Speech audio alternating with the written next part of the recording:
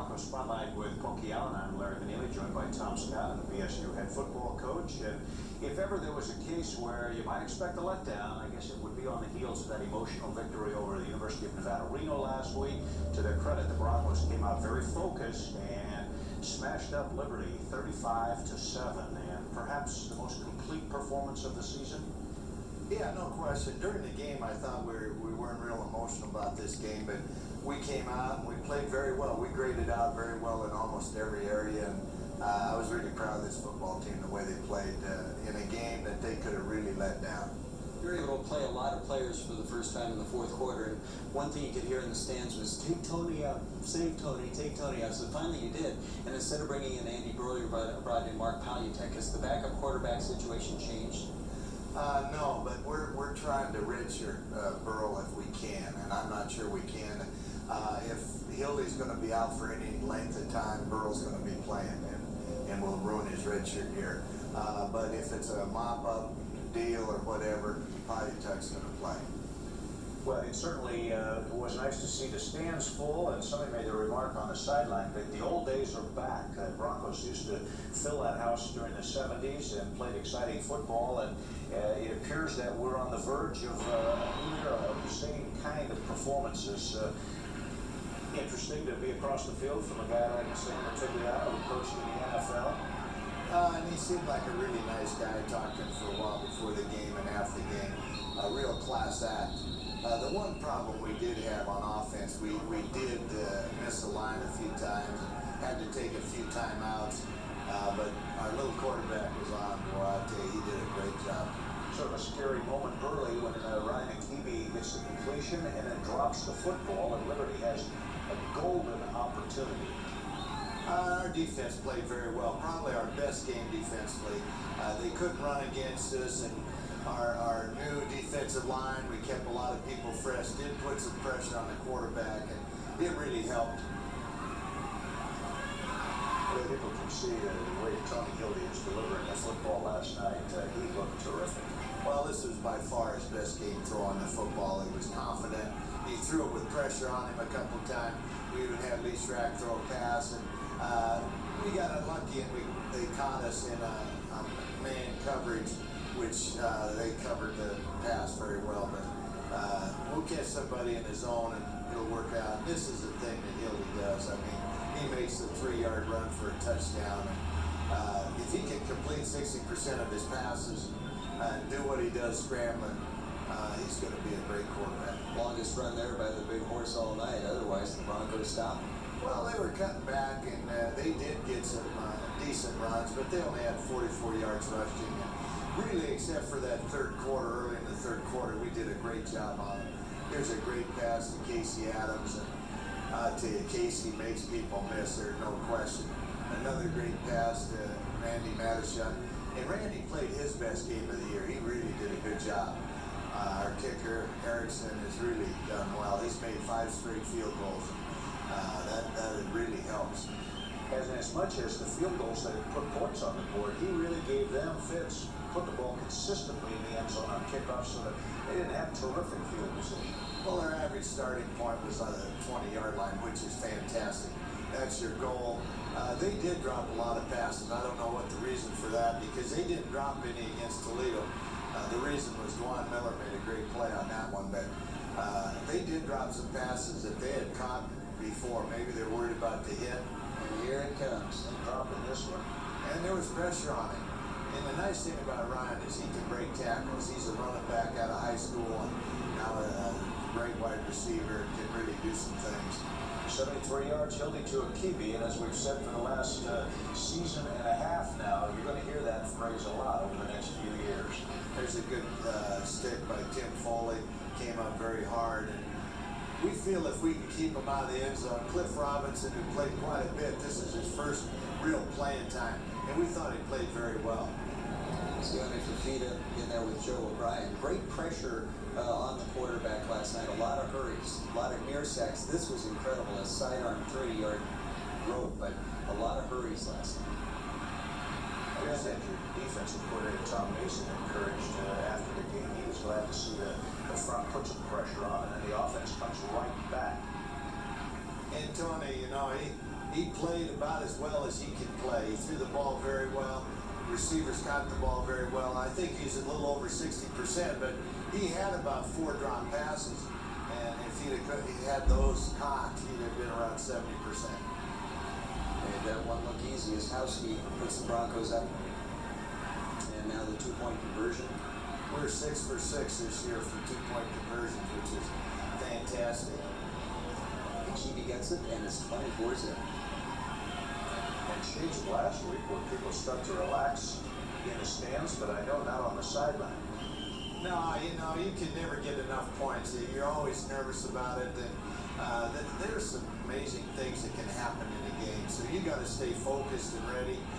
There's Chris Cook on the safety blitz. Throwing the quarterback for loss. Chris Cook has had 4 fantastic games. He's played very well. That looked like a planned play. It was a broken play. We were running out of time and snapped it too soon. Here's another real fantastic throw to Ryan Akibi. Might want to get that previous play in the play. Certainly Tony Hildy creates the question mark in a defense's mind, and said so does Casey Adams, the way he bobs and weaves through that line. There's Erickson's second field goal, and 5 straight field goals. Boy, that really makes you feel confident when you send him out there to get it. His range is getting out there too. Well, his leg's so much stronger. Last year, I've got the stats, but he kicked it in the end zone, you know, 1 out of every 5 or so. But this year, he's always around the end zone, which really helps our kickoff team too. Now you're up 20-0 at the half, or 27-0 at the half. Were you surprised to get on them the way you did? Especially, I mean, I know you told me during the week that you thought they were going to be very explosive on offense after the performance they had with Toledo. I was really surprised. I really thought that we were going to have our hands full, and I hope we didn't have an emotional letdown, and we had to score a lot of points to beat this team. And I was really surprised when it was 27-0. Not in my fondest dreams did I think we could shut them out at halftime. Hey, and of course the emotional letdown is something that concerned the Broncos and their coaching staff, if not the fans, as they went through intermission. And when we come back, we'll take you through the second half highlights of the final non-conference game of the Broncos season this year.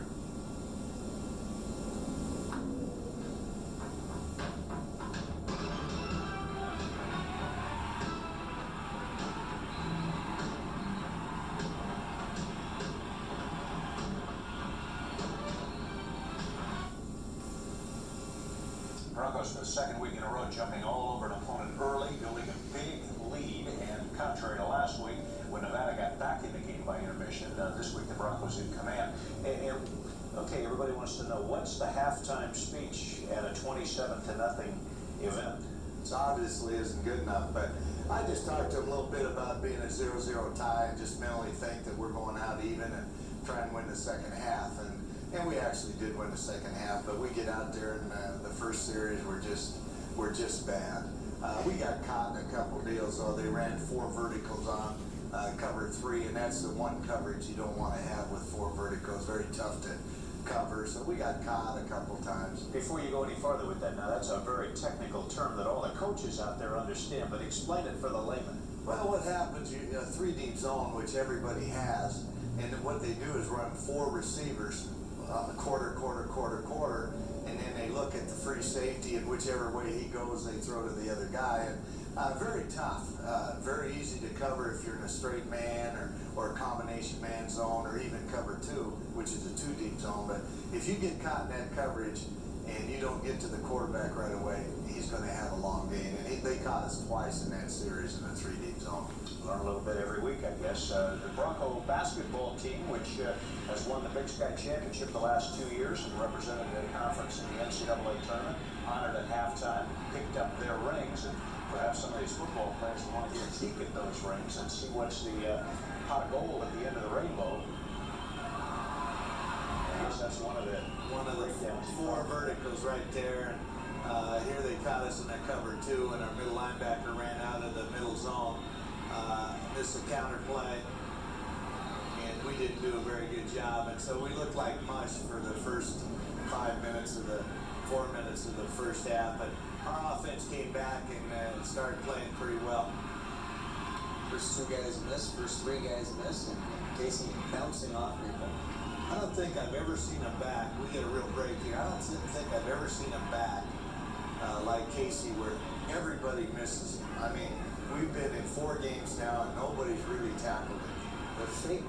They faked the double reverse, and Casey gets it all the way inside the 10. Stephon Reed earlier had recovered the fumble to set up this possession, and boy, was that some concentration. He can do it all. He can run with the football. He can catch the football. We go to the 2-point conversion with the quarterback draw, and Tony runs it in. So, right now we're pretty handily ahead. I don't want to. Yeah, I've seen teams lose games like this, but I don't think we're going to lose the game. So. And this might have been at the point where people began to think that at this point we're going to see Casey Adams sit down, which we did, and Tony Hildy sit down, but you only take it in stages, don't you?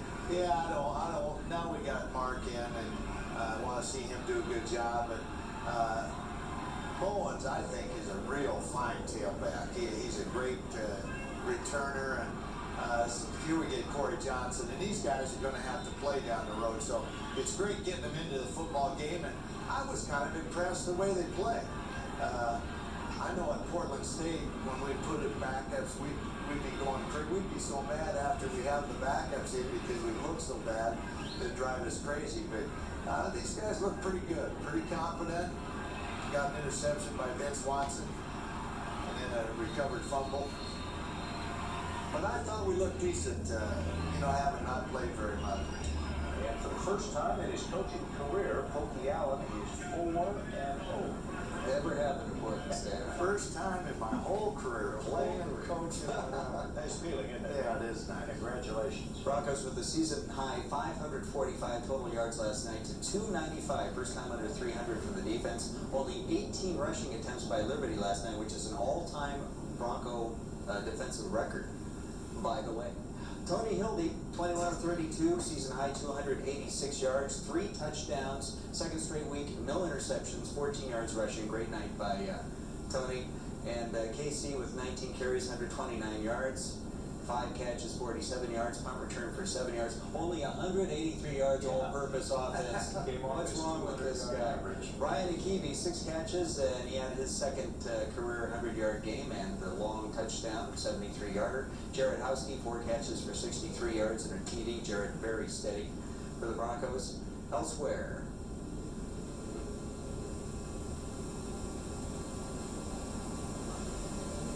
well, we'll go to the defensive stats. Brian Smith, 6 tackles and share of a sack. Joe O'Brien, 4 tackles and a fumble recovery. And Rasheed Gale, 5 tackles and 3 deflections. And let's get some offensive reaction to the Bronco victory last night. All in all, we had a tremendous amount of time, and I think that's the first time I really felt comfortable standing back there and not worrying about anything and just looking downfield. So that was a great job by the line tonight. They're a great working group, and they're starting to gel and work together, and they're understanding their roles as far as the rotations that I'm doing with them now. And they love, it's a fun group to play with because they love the game. Special teams last night. Danny Weeks with a 37-yard average had a 49-yarder. Willie Bowens had just 1 kickoff return for 23 yards last night. That will change. And we have some defensive reaction from the Bronco defenders who had a fine game last night. Basically about just going out there and just putting pressure on the pass rush and just playing disciplined ball and just playing assignment ball. That's the main thing we all want to focus on this week, and that's what we've been doing. And so far, it's been working out good for us. So we're 4-0. That was one of the question marks, whether we could get a pass rush because it's been non-existent. We emphasized it in practice and put a lot of pressure on the kids to do it, and we came out and did a great job of rushing the quarterback tonight. I don't know how many hurdles he had, and I know he was tough to sack. We got on him, and he threw the ball going down, and he was a hard one to knock down. And of course, defensive coordinator Tom Mason. And the attendance last night, very impressive. The 4th game of a 4-game September homestand, usually summers, but last night 21,584, one of the top 10 nights all time in Bronco Stadium. And the first time ASU's ever had back-to-back 21,000 plus crowds for non-conference opponents. So that was amazing. And then this week, when you're talking about expanding the stadium and going to Division I in a couple of years, it's nice to see that the public is there with you and people are excited about the product you're putting on the field, that they are a fun group to watch. Yeah, they're a fun group to watch. They're also a fun group to coach. I really like this team. And what an atmosphere. We got a great fan support and everything's rolling. And it's been a fun September. I hope October is just exactly the same way. Well, the Broncos will leave the friendly confines, as it were, and take it on the road next week as they open Big Sky action at Flagstaff against Northern Arizona. We will talk more about that and the rest of the conference this weekend when we come back.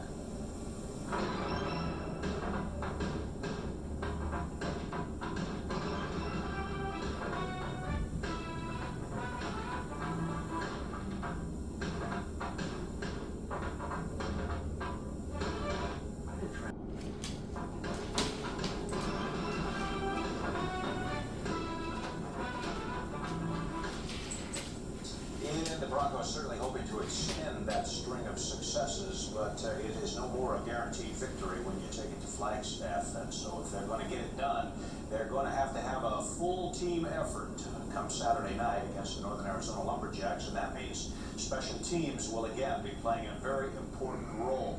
Last week we talked about the kickers. Tonight we'll focus on the coverage teams.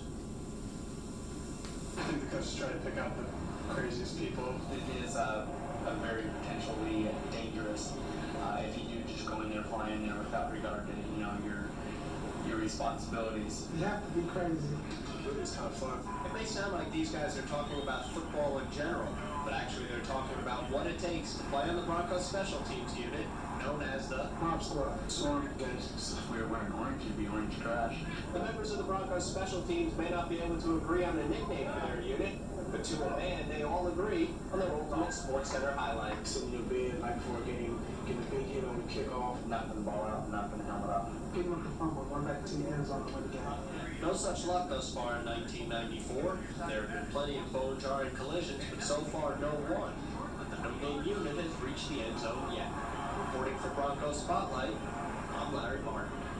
Well, you do have to have a different mentality to play on coverage teams, don't you?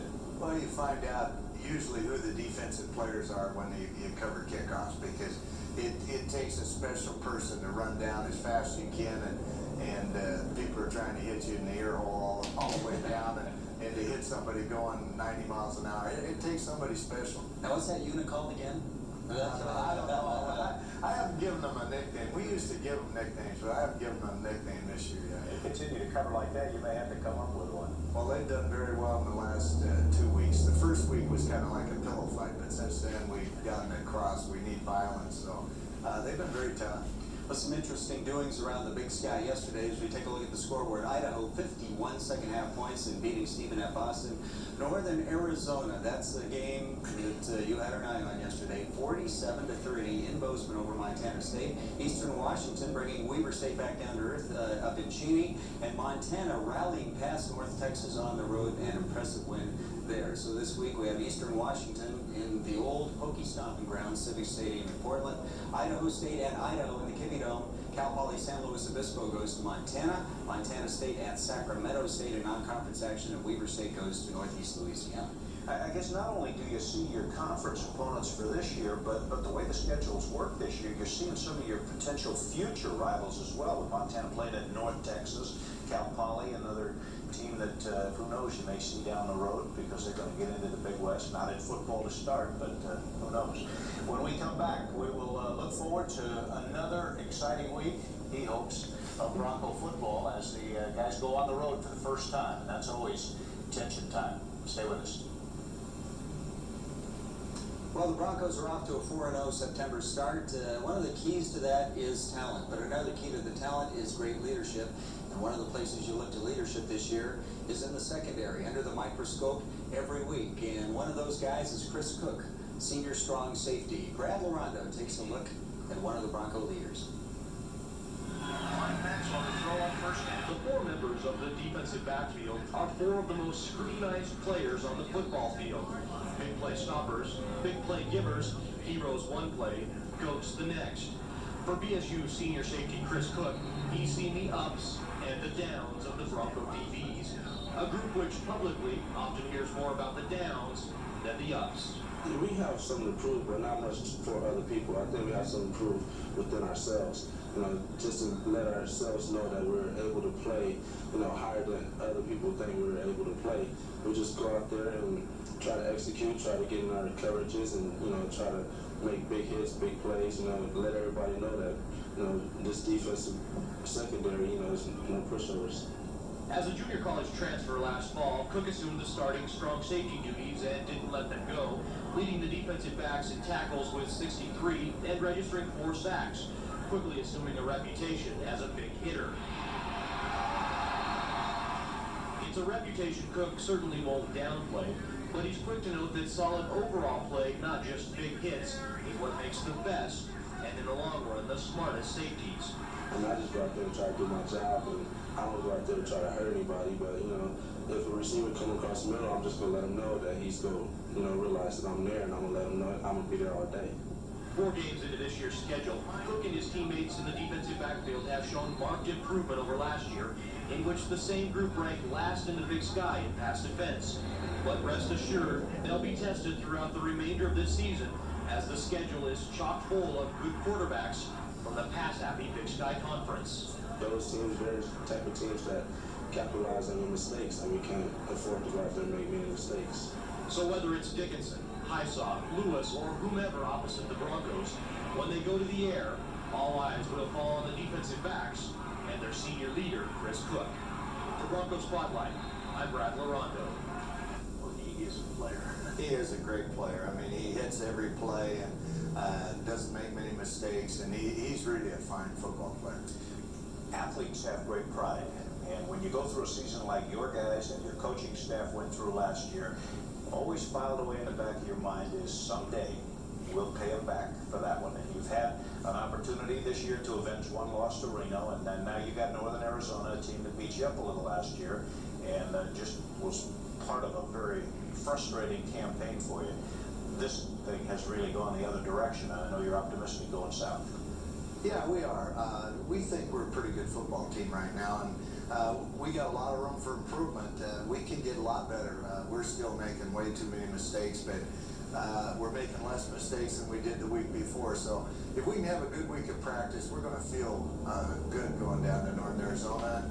The travel doesn't bother me. I don't think there's that much advantage home and away. Just the fan support mainly, especially our fans. But the field's the same size, the goalposts are the same place. I mean, it shouldn't make that much difference to go on the road.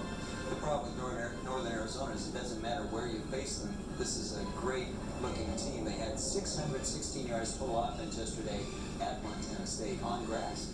Well, they are a good football team. We saw them play Reno early in the year because we had that film, and they should have beat Reno, there's no question, and really manhandle Reno. They got great overall team speed.